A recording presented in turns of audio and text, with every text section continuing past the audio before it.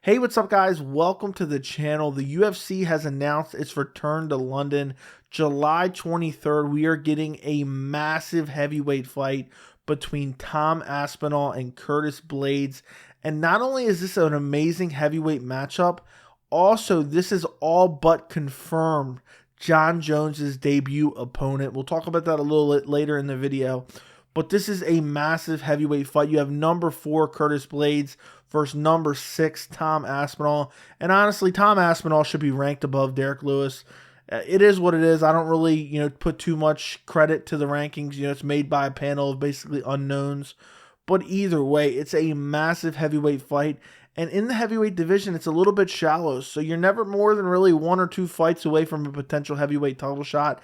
And this is a huge fight. You have Tom Aspinall, who looked amazing. He fought at UFC London earlier this year against Alexander Volkov, and he went out there and was super impressive, dominated the entire fight while it lasted, and submitted Alexander Volkov with ease.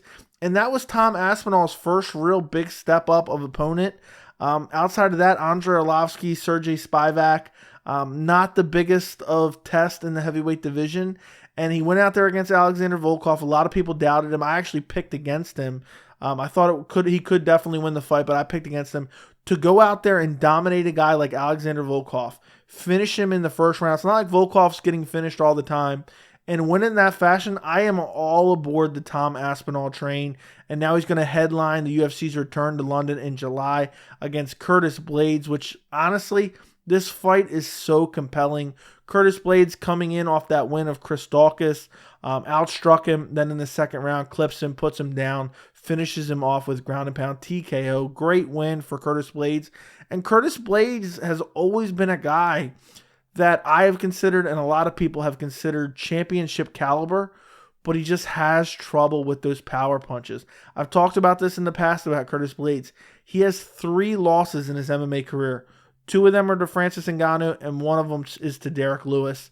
It's just these guys with these ungodly power in their hands, being able to clip Curtis Blaydes and put him away. In the Derek Lewis fight, I thought Curtis Blaydes was going to win that fight. You never know. Derek Lewis has nuclear power in his hands. Blaydes was winning the fight. He was outboxing Derek Lewis. He shoots in on a takedown, gets caught with a nasty uppercut and slap. And if he would have won that fight, he could have been potentially fighting for that interim title against Ciryl Gane instead of Derek Lewis last year at UFC 265, I believe it was. So now, he's back on the winning track. He has a win over Jairzinho Rozenstruik, a win over Chris Daukaus. The heavyweight division is getting very, very interesting.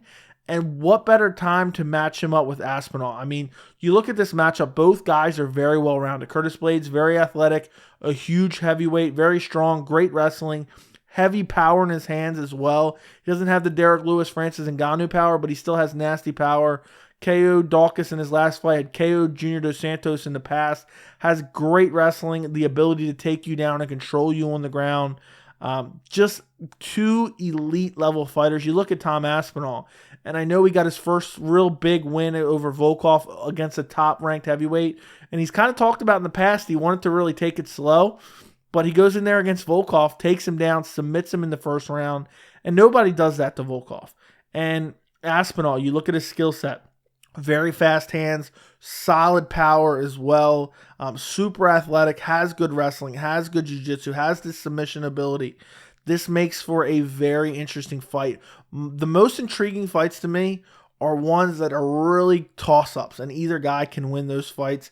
And I really believe Aspinall versus Blaydes is a toss-up matchup because, I don't know, can Aspinall defend the takedowns of Curtis Blaydes? Who has the better striking? Both of them have pretty solid striking.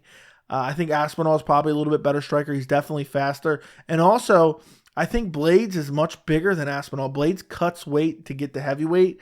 So how will Aspinall deal with that size? I mean, he didn't have any trouble dealing with Volkov, who's a much taller fighter, but that went so quick. He took him down and submitted him with such ease. I am super interested in this fight. And you look at the heavyweight division as a whole. And let me know, guys, do you want a video about, it was recently announced as well, Tai Tuivasa versus Ciryl Gane. If you guys want a video about that matchup, a reaction to that, let me know in the comments. But you look at the division, Francis Ngannou's out till the end of the year. with an injury, knee injury, had surgery, plus you have the contract negotiations going on. Cyril Gane's ranked number 1, coming off a loss to Francis Ngannou, but he has a fight booked against Tai Tuivasa. Number 2, Stipe Miocic, been out since the KO against Francis Ngannou where he lost his title. Tai Tuivasa, I already mentioned, has a fight with Gane. Then you have number 4, Curtis Blaydes. Number 5, Derek Lewis. He has a fight with Sergio Pavlovich coming up. So there's really not a lot of options left. Francis Ngannou's out to the end of the year. We've already been speculating, and it's all but been confirmed. We are going to get Jon Jones versus Stipe Miocic for the interim title, unless the UFC decides to wait it out and book Francis Ngannou versus Jon Jones at the end of the year. But I believe the UFC is not going to want to wait it out. We're going to get August, September, and we are going to get Jon Jones versus Stipe Miocic. And I think that's a great fight. I would prefer to wait for the Jon Jones versus Francis Ngannou fight. But at the same time, how can I turn down the consensus light heavyweight GOAT versus the consensus UFC heavyweight GOAT and Stipe Miocic? I'm dying to see Jon Jones' UFC heavyweight debut. Stipe Miocic has been out for a long time. He's getting up there in age. I don't know how much longer he's going to be around. A lot of people consider him the UFC heavyweight GOAT, and I think there's really no argument against that. Stipe is definitely the UFC heavyweight GOAT. Maybe you can start talking about other people outside of the organization if you want to talk about the actual heavyweight GOAT in MMA. But Stipe Miocic, the DC fights, to win the second and third fight after getting KO'd in the first fight, and in the second fight be losing the fight and come back and win in the later rounds. Stipe Miocic is super well-rounded, one of the best heavyweights in the world, and I think we're all dying to see Jon Jones fight at heavyweight. It's been talked about for so many years, and we haven't even seen Jon Jones fight since 2020, early 2020. So he's going to be out for over 2 years, going on 2.5 years, depending on when he fights.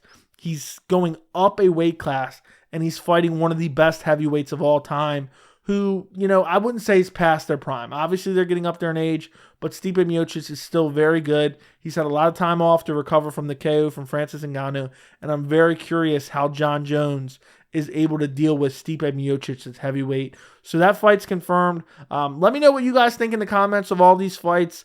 Don't forget to like the video, and thank you so much for watching.